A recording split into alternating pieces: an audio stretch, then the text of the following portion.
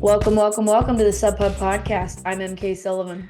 And I'm Dani Moreno, and this is part two of a three-parter covering the World Trail and Mountain Running Championships happening this weekend in Spain. If you haven't already, go and listen to our uphill preview and our mountain classic preview, where we're covering course, specs, athletes to watch, etc. Yeah, and then after you guys listen to our episodes, head on over to your Free Trail Fantasy, pick out your athletes for these races. It's going to be a long but exciting weekend. We were talking at the end of the vertical episode that we weren't sure if it was going to be live streamed.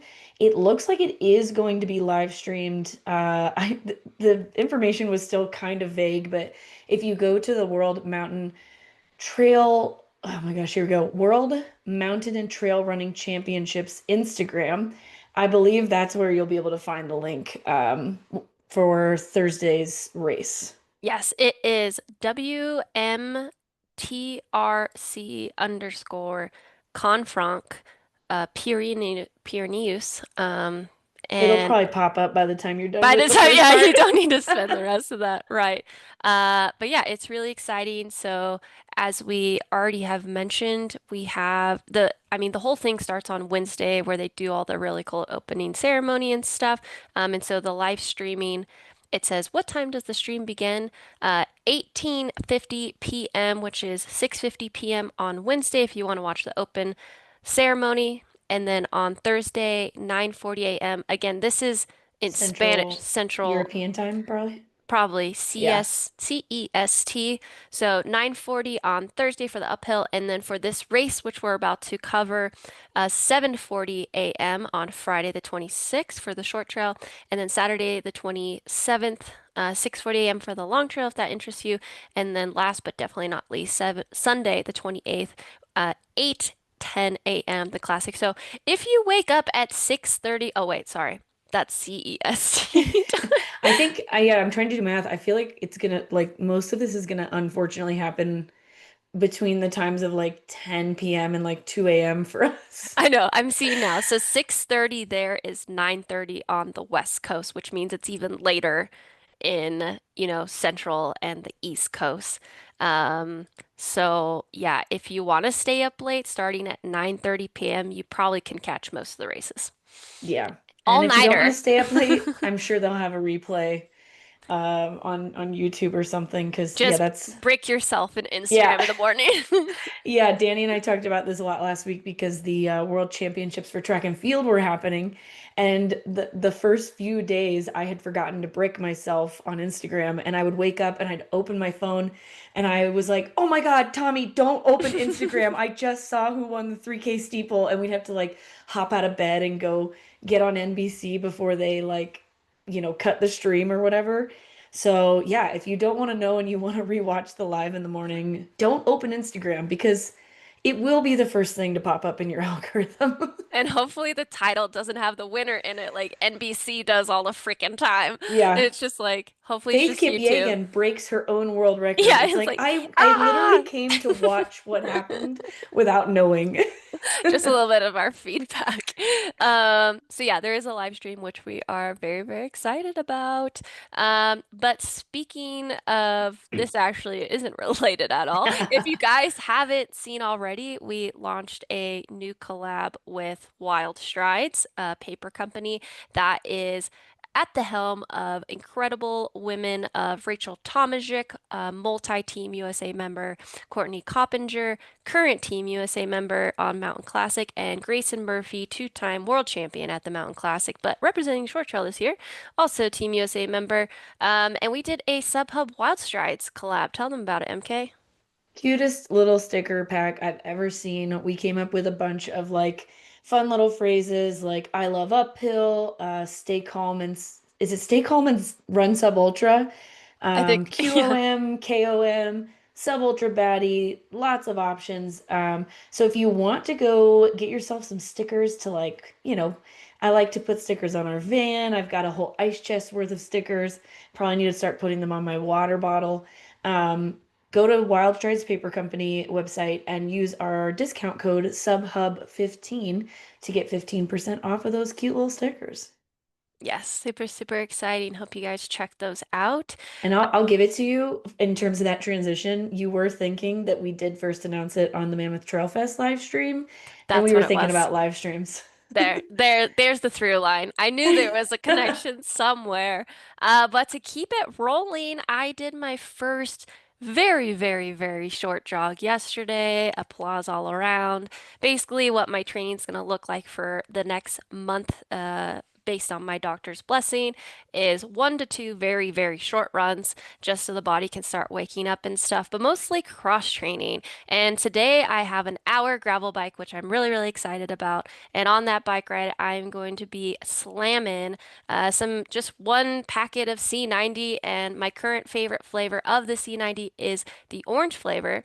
And for those that don't know this, because Never Second is a modular system, be sure to really look at those nutrition facts. And we've said it a handful times here, but the C90 has only 200 milligrams of sodium, whereas the C30 has 200 milligrams of sodium per scoop. So if you are a more saltier sweater, you probably want to do 3 scoops of the C30. If you're not as salty, maybe not pushing it as hard like I am today, then you're probably going to aim for that lesser sodium amount. But of course, always just get that tested. But I won't say their name, but an athlete on my team who was planning for UTMB who is not a salty sweater. And they were like, yeah, it's just so hard because they thought even the C90 had 600 milligrams of sodium. I was like, no, it's actually really different. And I just felt so educated about it. Nice. It's funny because I was going to say that yesterday I got in a hurry on my way to swim and I forgot to make like an actual like C30 drink like I have been. And I've been talking about how the reason I've been using C30 in the pool is that my feet cramp because I'm pregnant. Oh, And I got like 40 minutes into my swim. Like usually I do about 60 minutes. And I was, swimming along just fine, drinking plenty of water because I had a water bottle. And I put fins on and I did 50 meters and my foot cramped up so fast. And I was like, man, I really wish I had my C30 today because turns out I do need that sodium right now. that's scary in the pool too, your feet cramping. Oh my gosh, you're like just pulling yourself on the lane line trying to get back. I just got after the out of the pool after that because I was having a rough like go at the pool anyways, and I was like, this is my sign. Yeah, yeah, exactly. But if you guys want to try Never Second, we absolutely adore the mix. Also, if you haven't seen the recent post, the females on the team absolutely crushing it this year. Also the men, but it was cool to see the female celebration of winning 3 of the biggest races in the world with Western States winner Abby Hall, Hard Rock 100 winner and Katie Scheid, and then Ultimate UTMB winner and Ruth Croft. So feel free to use our code SUBHUB25 at never2.com for 25% off all of your orders. Yes. All right, let's get into this short trail. This is probably the one I'm most excited about just because I competed in short trail, 2 years ago. And this Oh, is like our gang, yeah. this is who we race against. Most of our friends are in this. So I couldn't agree more. Yes. So, like we mentioned, this is part two because it's on the second day of our World Mountain and Trail Running Championships. Such a mouthful. It takes place on September 26th, which is Friday of this week. The course is 27 miles with a little over 11,000 feet of gain. Starts about 1,000 feet lower than the other two courses at like just under 3,000 feet of elevation, and they climb up to 8,310 elevation. Kind of similar to like OCC Chamonix up to what is that house up top? I'm Oh, blanking. the Col de Balm? Like that? Coldabomb, yeah, because I think Coldabomb's the high point, right? And it's like Yeah. a little bit over 8,000. So very similar in terms of elevation there. The race starts at 8 a.m. for both the men and the women. Not a split start like the two shorter races, which makes sense. That's pretty typical for most races. And yeah, we've got some beta from our friends on the team. Danny, if you want to give a rundown of like what Tabor and Jane have sent us so far. and Sarah Alonso Oh and yeah. Caitlin Filder. So the overall consensus of this course is that it's a very steep course. The climbs are actually runnable. If you look at the map, it's probably due to the fact of those switchbacks again that we see both in the uphill race and the mountain classic. Mountain classic, not as much, more so the uphill race. Um, and so having those switchbacks, I think, allows you to kind of like open your stride a little bit so you're not on your toes all the time. But with that, nearly all of the descents are, from what we've heard, very, very technical. And if you are listening to the other two previews, the weather this week, it did recently snow yesterday. And because it is, the high points are at 8,000 feet or so, some of the snow is sticking. So it's a matter if that sticks or not and creates it to be potentially a little bit slippery and slick in some Icy. areas, icy, which could be really scary. But hopefully that melts out with the beautiful weather they have on deck the next couple of days. But yeah, steep runnable climbs, steep technical descents. Yeah, some grass I've heard, like some kind of like the downhills seem to be almost like a little bit of off trail stuff. So it will definitely come down to, I like how Tabor put it. She said it'll, the best person for this course is, I gotta find it. Favor the runner that can climb well, but But is is also as, is yeah. as proficient at challenging descents. Yep. So yeah, We have that we have some ideas of who that might be. yeah. But yeah, that is a very hard combo to come across for sure. So yeah, you have to be able to do everything. The only thing it appears you don't have to be able to do is run fast. To be honest, it's like more of a strength-based runner, like you're a strong climber, strong technical descender. Yeah, for sure. Because it's like helpful to be fast when the climb is runnable and that's it, like for the VK, but Yeah. you still got to be able to like really hang on for this course. Yeah, because I mean, if you're running against someone like Tove Anderson, which we'll quickly get into, like she could put 10 minutes on you in the downhill and she could hang all the uphills. Um, so yeah, super cool. It roughly is 27 miles with almost 11,500 feet of gain. It probably depends on which line you end up taking. Um, and what's really cool is that this race, this exact course, when we were doing some research, was run on September 6th. And you guys, our detective hats really had to come out for this one because these results were kind of difficult to find. But we ended up pulling up Tove and Alexandersson's, she is a Swedish athlete, her profile up to kind of get an idea of estimated finishing times. She did finish second overall in the race. Yeah, she also fell pretty hard and smashed her head open. So basically, she ended up running 5:39-ish, 5:40 for the final result, but her moving time was closer to 5:20 because she ended up stopping to get bandaged at an ambulance for quite some time. She said she lost about 25 minutes just with that process, and then after she got bandaged was a little bit slower, which makes sense. I mean, if I smashed my head, I don't know that I would keep going, to be honest. Yeah.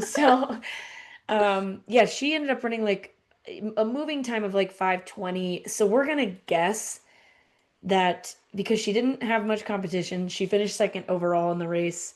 The women's race is going to go somewhere between like 5 hours and 5 hours and 10 minutes. Yeah, yeah, I would say so. And the men were thinking 4:15, 4:35, but it really depends on this snow because we even heard from Jane Mouse, which hopefully you guys have listened to that podcast already. If not, go back and listen to it. She recently sent the Grand Teton FKT, which is super technical and requires some very high, great skills at scrambling. Even she said, it snowed today on course. It's supposed to snow tomorrow, so hopefully it melts out because if you take something that's already technical and you add either snow and ice or it melted, that's going to be super slick. So for her to say that's like a factor to be considering, I think it means a lot if, the Grand Teton FKT women's holder is saying that. Yeah, for sure. Do you want to go through men or women first since we don't have a split start here? Oh yeah. Let's go through the men first. Uh First and foremost, we will go through some top dogs. We did try to pare this down, just so you guys know, but we do have a Yeah, lot of people to talk about. there's a lot of people. This is a bigger race too than both the uphill and the classic too. There's more Yeah, participants at the starting line because mo a lot of teams are showing up between 4 and 6 runners, yeah, which that's not the case in the other races. It still is that 3 runners score, the top three, and this one is by time, not place. So they yes. add all the times together. But on the men's side, we will start with Stian Ingermund. It's kind of crazy. So he's representing Norway. He is a two-time world champion. He's been second at Sagama, but he was ninth this year and also second at Giro de Mont. We are highlighting him because he is the previous champion. We have to acknowledge, though, he is just coming off of a ban from that same year that he set the or he was the world champion. So we'll just leave it at that. There's tons of information for you guys out there, but we do have to say that because he was banned for a little bit. Yeah, Yep. And it does seem like during that time he maybe lost quite a bit of motivation to train, and he understandably. yeah, he has come back like not quite the same Stian in these races that we're seeing, but also like he's only raced twice this year. So it'll be interesting to see like what Stian we're getting, lining up at World Champs this year, because I think that's been a big focus of his. Um, Next on the list is Thomas Roach from Great Britain. He was second at the World Championships in Austria. I'm less excited about his technical skills, but again, I feel like he is somebody we need to point out because I'm pretty sure nobody, except for maybe Thomas Roach, was expecting him to finish second at the World Championships a couple of years ago. So you never know. Yeah, definitely. Next up, we have Antonio Martinez. He is a 3-time podium finisher at OCC. He was in the mix this year and then kind of faded. I think he ended up eighth. Don't quote me on that. I need to double check that. He Definitely top 10 though. definitely top 10, which considering how runnable the course was, just shows his versatility, to be honest. And he's just an overall badass sky runner. Like what this guy is known for is closing on the most technical parts of OCC on runners ahead of him. He has a background in parkour, so I think this race is going to suit him very well. Yep. Next up, we have Andrew Blanes, second at Zagama this year. He has won Sierre before as well, so he's got that like. I think prior to Zagama this year, we would have seen him as more of just like a flat, runnable, not flat, sorry, runnable trails kind of person because of his success at Sierre. But second at Zagama is like a very, very good performance, especially to El Hussein, who is one of the best technical runners in the world. Yeah, and he was going up against a lot of guys who we are going to see, what's it called, that are on this list as well. Yeah. Next up, we have another Spanish runner in Manuel Merillas. He is representing New Balance. He has won OCC and Zagama. I believe he won OCC in 2022, I want to say, and he is a previous overall Skyrunner World Series winner.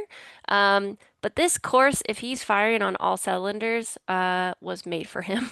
He was second at the Yeah. Matterhorn Ultras 2020 this year, and I've heard from runners like who have taken on that course that that is the scariest course on the planet.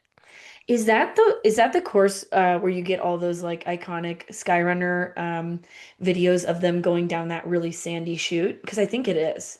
I Where they like actually, kind of have a rope, but like they're mostly just sending it straight down a sandy scree field. it might be this one. I'm not too sure, but I Yeah. wouldn't be surprised. I just have heard it's very If technical. you've seen Manuel run downhill in any Skyrunner race, like Yeah. you just know that based on what we've heard from friends out on the course, this course is definitely good for him. Another Spanish runner, the Spanish team, as you are hearing, is definitely the one to beat right now. Alain Santamaria, he's currently second in the Skyrunner World Series rankings right now, but also won ETC, which is a bit faster and more runnable. So I see that as somebody who is definitely going to come in here and maybe surprise some people. Because I think a lot of the times we overlook sky runners, but I This think is the those are the course for exact them. skills you're going to need for this course. Yeah. They'll probably be running down these downhills and be like, I do this all the time, but Yep. I'm usually on a ridge and holding on to ropes. And I Um, might die. I might die. The next person, no other than American powerhouse David Sinclair. He recently was second at CCC. He was also second at Broken Arrow this year, but had won last year. And he lives and trains on the East Coast. And for us, David Sinclair is just an incredible mountain athlete, and he can just rock freaking downhills. Like, he doesn't even think about it. And so, considering his really strong result at CCC, and he actually made the decision to come back to America, train on the East Coast, and go back. And I think that's a secret weapon because with the East Coast in Europe, it isn't as far as a flight for maybe some athletes who live in Colorado or California, etc. So, getting back to be at home and like train on technical trails, I think is going to really help him. Yeah, I would agree. And then we have Kristian Jones from Great Britain. He was fifth at OCC this year and I think fourth the year before. And just being from Great Britain, he did really well at Snowdonia. He won Snowdonia. Snowdonia this year. Yeah, he won the 50K at Snowdonia, which is a very, very annoyingly technical fell running type course. So he's likely to do well on these downhills, but also has the speed that we saw was necessary for the OCC course this year. Yeah, 100%. He's definitely one to watch. Next up, we have a round of Italian stallions. Now, we went over the Spanish runners. We have Davide Magnini, who has been second at Sagama this year. He won Mont Blanc Marathon and Gir de Mont, which Gir de Mont is very technical. We also have Luca De Pero. He was fourth at Sagama, seventh at OCC, and currently leading the Skyrunner World Series. Luca is a darkish horse for me. I don't know if he's dark anymore. And then we have Daniel Patisse, who was third at Sagama this year. So all of them have had incredible success at Sagama, which MK and I have kind of like agreed that is a great reference point for athletes who could do well this weekend. Yeah. And then I think Seth Ruling and Eli Hemming are the other two Americans that are likely to have the most success on a course like this. I mean, Seth was your Black Canyon 100K winner this year, so he's just got like the strength. He was top 10 at Western States. But Eli Hemming, last year's OCC champion, in a glorious fashion where he almost, lost it on that final climb, but held on to it on in the descent down to Chamonix, which is the most technical descent of the day, probably, if not the second most. And he was our top US qualifier out of Broken Arrow. He beat David Sinclair, who we have, written down here as a favorite. So I think, we've got a pretty strong short trail team, actually. And we'll mention a couple of other names as well, like Max King, and Noah Williams and Michelino Sansiri, all kind of guys who like have mountaineering backgrounds as well, not just trail runners. Like I feel like our top three guys are almost more like trail runners that we just mentioned, and then we have like this mountaineering slash trail runner contingency to lift them up as Yeah. well. It's a really well balanced team. Yeah. A couple other international shout outs. Strengthening the Italian stallions even further, we have Lorenzo Beltrami, fifth at Sagama this year. On the French side, Thomas Cardin, sixth at Sagama. And another freaking Spanish runner, Nicholas Molina, eighth at Sagama this year. And then we also have our friend from up north, Canadian Sam Henry, and Swiss athlete Roberto De Lorenzi, who we have talked about many times. He just can do it all. It seems like he's been having still a good year, not the year he had a year or two ago, where he was like winning every race he stepped on the line in, but it would be wrong not to mention him. And then last but not least, Frederick Tranchard, another sky running powerhouse. I also think we should mention Martin Nielsen. He seems fairly new to the trail running world. He has a couple of results, but he was sixth at Sierras and all this year, but also Oh wow. won Konigman. I know I'm saying that wrong, Yeah, Sky yeah. Race. And he's a Swede, and we know that like the Swedes tend to have pretty good results at Zagama, especially if it's Wet. wet. So I would be on the lookout for that guy as well. Yeah. As far as overall teams go, if you're able to follow everything we're saying, MK and I strongly believe that Spain is going to be really freaking tough to beat. Like, Yes. it's their home course. This is literally every short trail male you would want on this team is here. Like, I can't think of anyone that is missing off the top of my head. And to have men who know how to podium at the biggest races in the world, they're going to be really, really tough to beat.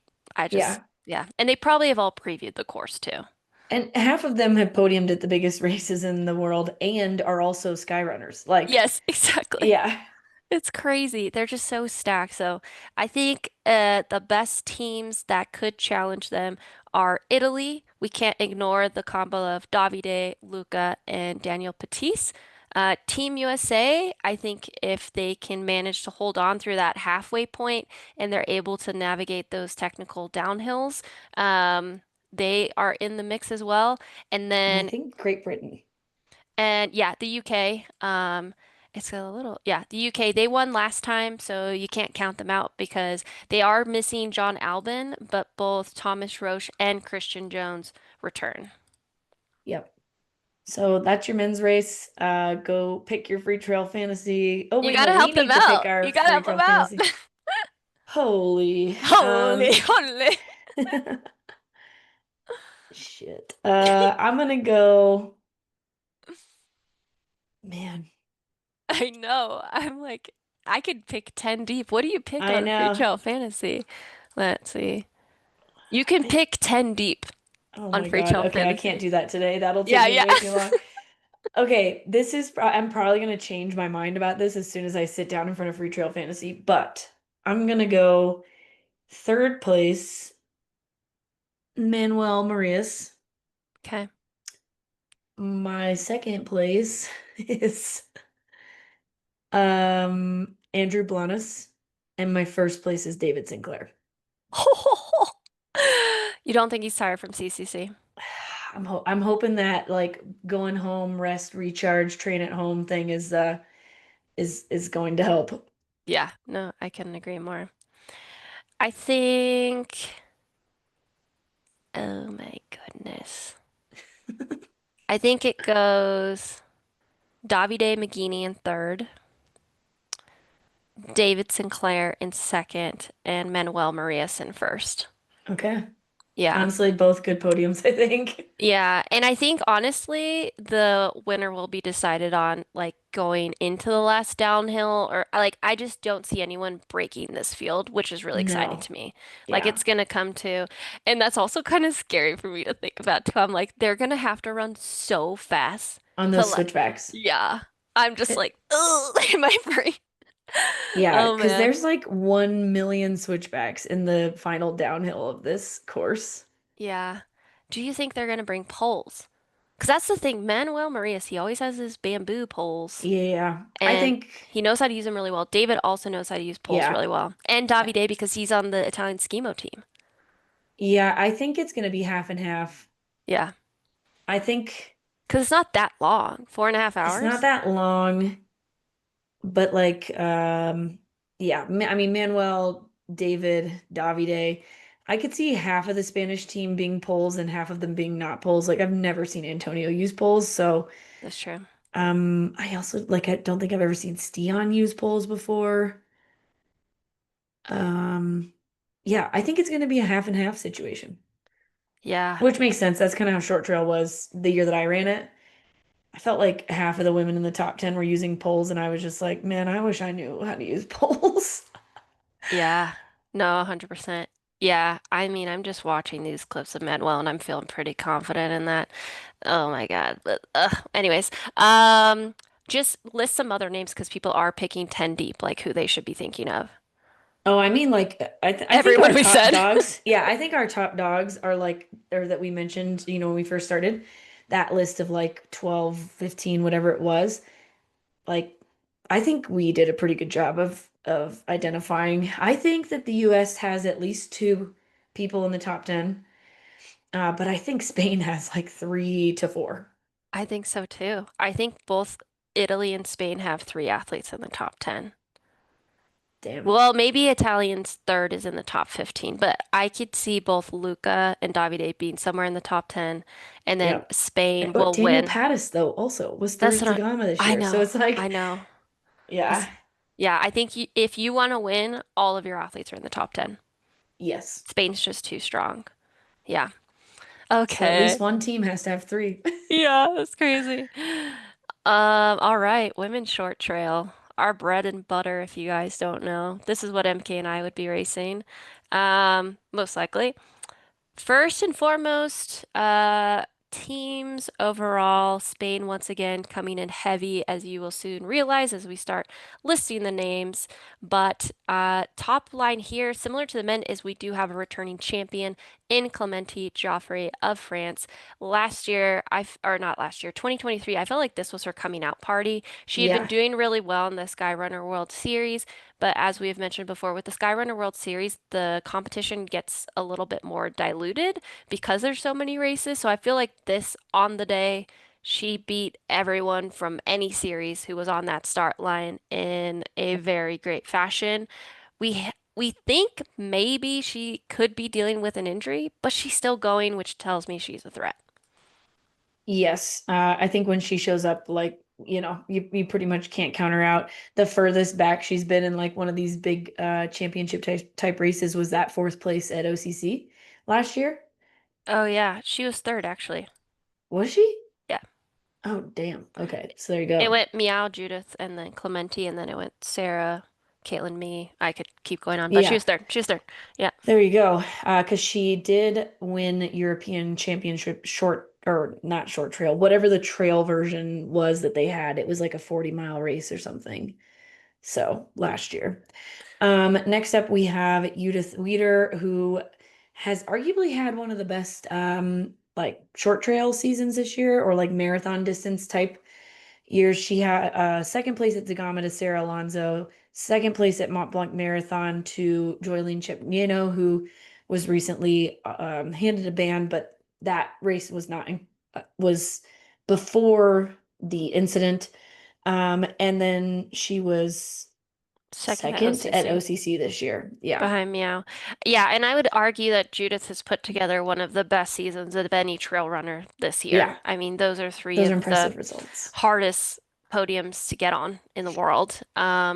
And I think if she gets on the podium here, she might be my pick for the overall Troy, to be honest, because like all these races, they're just like so deep. You're not Yep. like skimping out on anything. And she So, was second at World Champs in 2023 as well. and she So, was second at World Champs, yeah, yeah. as well, which is really cool.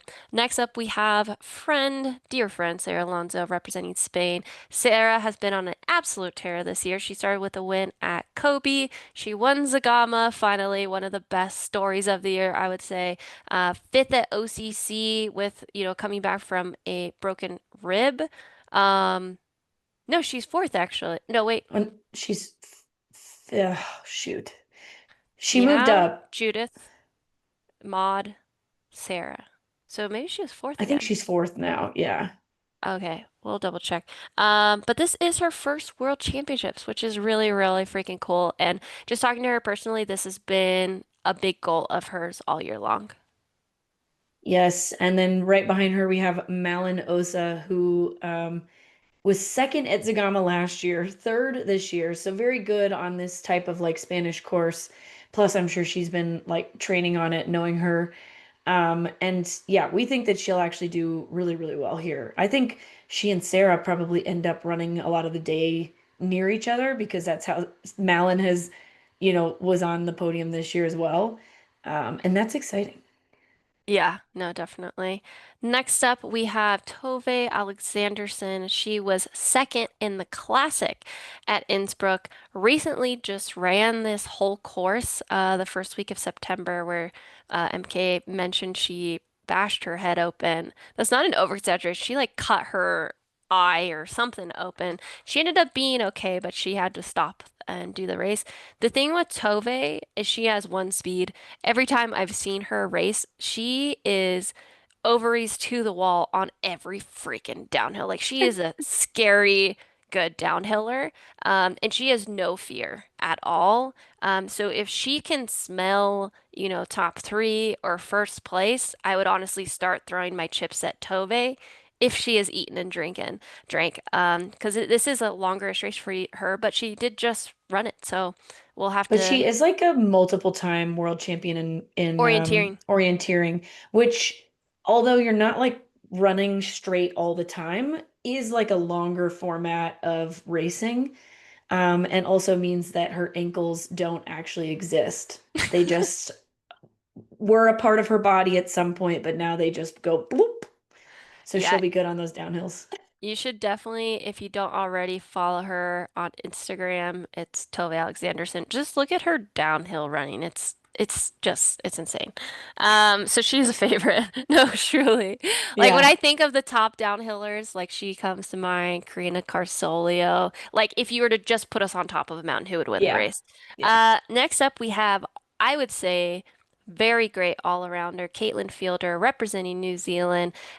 She is coming off of a torn quad, but Caitlin has some incredible, again, top podium finishes. She has finished second at Zagama. She has finished second at Mont Blanc Marathon, has had a top 10 in Sierre and all, has won Le Templier, second at Taraware. She can do it all, and this is perfect for her because she can climb steep and fast, and she can also run technical downhill. Yep. We have these next two women definitely make this team probably the top contender behind Spain. Therese Leboeuf from Switzerland, following up Judith Wyder and is with a podium finish. She was third in Innsbruck in 2023. Therese is like one of those gals who pretty much anytime she's on a starting line is going to be like top five. And if she's not, she's still top 10. She was fifth at Zagama this year, second at Eiger 50K to Laura Hottenrott, who's on a tear. And yeah, was third at Innsbruck Short Trail, helped bring the Swiss women to their second place finish as a team. Yeah, definitely. And then we have did you already say mod?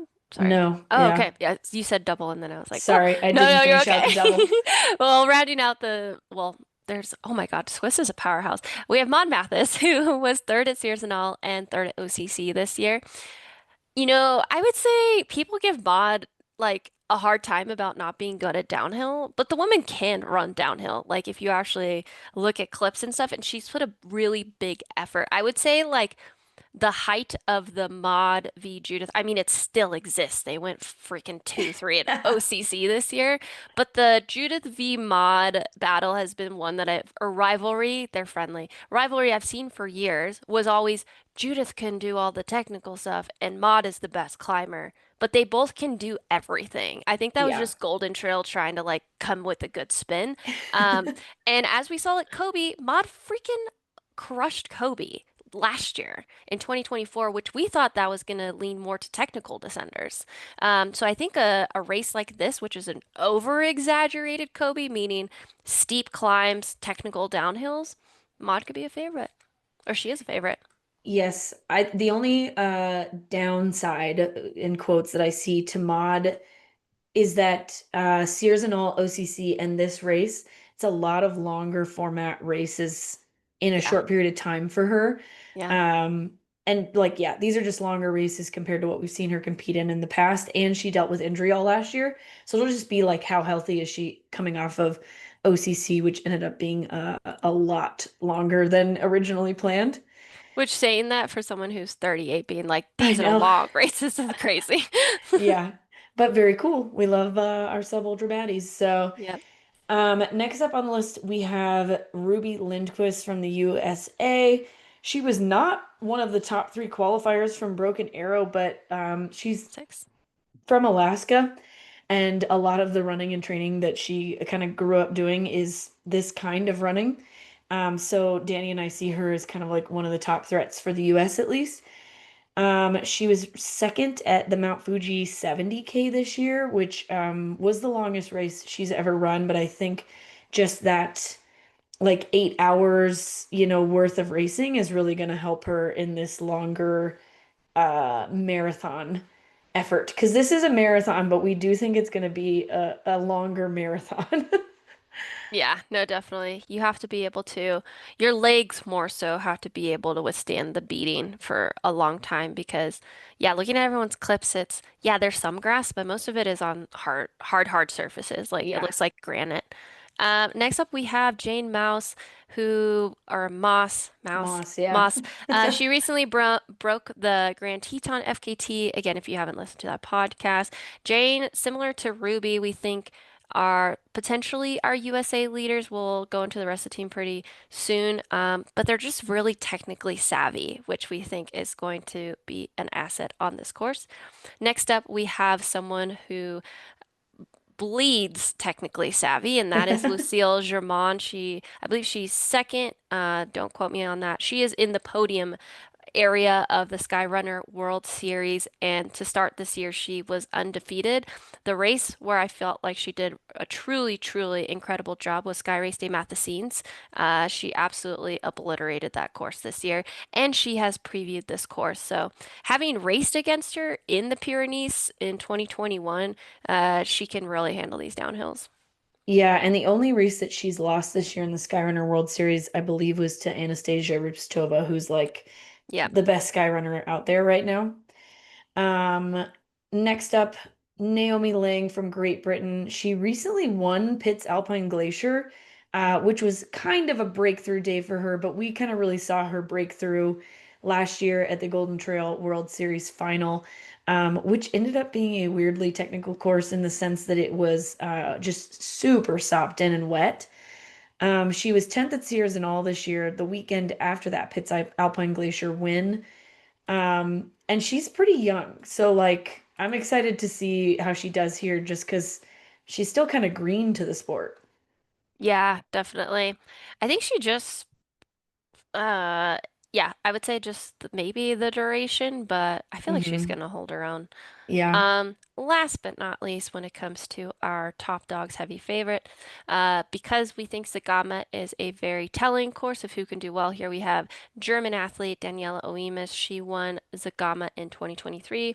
She was seventh this year, but the year she won was a muddy year. So if it does end up being snowy and wet out there, that could definitely play to her favorites. We talk often about the UK, Sweden, Scandinavia, Sweden, Norway, etc. But Germany gets a lot of rain too. So I think that's why she handles the mud so well. And she was sixth at Innsbruck, which had a very similar field of depth.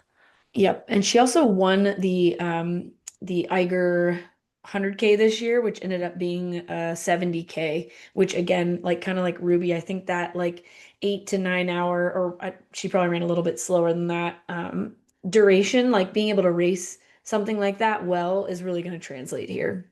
Yeah, I would say so. Just some other names that we feel definitely have a shot at breaking into that top 10 or absolutely surprising us. Jade Belsberg was seventh at the Broken Arrow 23K, third at the VK, tried the long trail in Innsbruck, did not work out, but has had a pretty solid couple of seasons since then. Oyhana Cortazar, top 10 at Innsbruck. She's won Zagama before and finished in the top five many other times. We haven't seen much from Oehana this year, so I will be curious because Spain does also have their alternates listed here, so we're not totally sure who's an alternate and who's on the team. Maria Fuentes, Patricia Pineda, also from Spain. Iker Mursala was sixth at Zagama this year and seventh at OCC. So that Spanish team just like firing on all cylinders, depending on who shows up. Um, Takako Takamura from Japan. Maybe a little bit on the long side for her here, but she's top 10 in the Golden Trail World Series. Very good at technical running.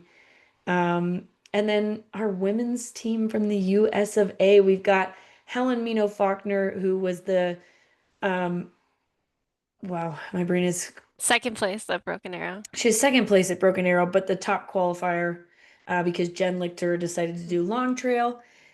She was third at CCC in 2023. We have Grayson Murphy, who was the world champion in the up down in 2023, decided to move up, and third in the VK. We all thought she was crazy for trying to move up, but she came to Broken Arrow and Speed Goat this year and showed us that she absolutely can run these longer races. So, and she ran under the course record at Speed Goat, but finished behind Jen. So Jen obviously got that course record. Yeah, no, definitely. I'm very, very excited for this USA team because it has a little mix of everything, but it's mostly a new team, I would say. Like Yeah, I mean, I outside of think Grayson. Grayson's the only person who has been on a team before. I That's mean, crazy. Tabor's been on a junior team, That's but I true. don't think she's been on a senior team. She did She make it. qualified She qualified, but was in that 2020? 2022, Oh, 2022 for Thailand, but then did not go. Yeah, nobody else on the US team has made a team before, which is cool. that's really cool. Yeah, I absolutely love that. Well, generally, overall themes, as we said to start, I think Spain Spain is the team to is the beat. team to beat because they not only have firepower up front, but they have firepower depth. They also just Yes. like every single athlete is a banger. Switzerland is great, but it's like three really, really great athletes, so less room for error on that end. They also have Male Minning and Mirjam Neideberger, but I haven't heard of them before, or they just don't have the results yet that like Judith, Maud, and Therese have. Yeah, Yep. And I think it's interesting to see Spain have really, really strong teams here. I have a feeling their long trail is probably similar because at the beginning of this year, we heard a lot of chatter that like the Spanish athletes really weren't that interested. And I think that Spain has invested quite a bit in making sure that they are bringing the best teams possible to these championships, which I think is very cool. And we should think about, for the future of maybe our teams. yeah, no, definitely. I would say so too. You There's a also reason the best in the world are lined up on this sheet here. So, Yeah, no, I definitely agree with that. And looking like really, really briefly at the French team, it actually looks quite young. And France does have the rule where you can't compete in a race 1 month out. And so I think some athletes or many of the top French athletes decided to do OCC, CCC, or UTMB, and so because of that, they can't compete here. So like Blondine Leondrel is obviously absent from here, despite a fourth place finish at CCC. yes. Oh, we need to pick a women's podium. Yep, go for it. I went first last time, so I'm gonna make you Uh, go first this time. the question is, did this year's OCC take something out of people's legs? Yeah. Okay. Yeah. Uh,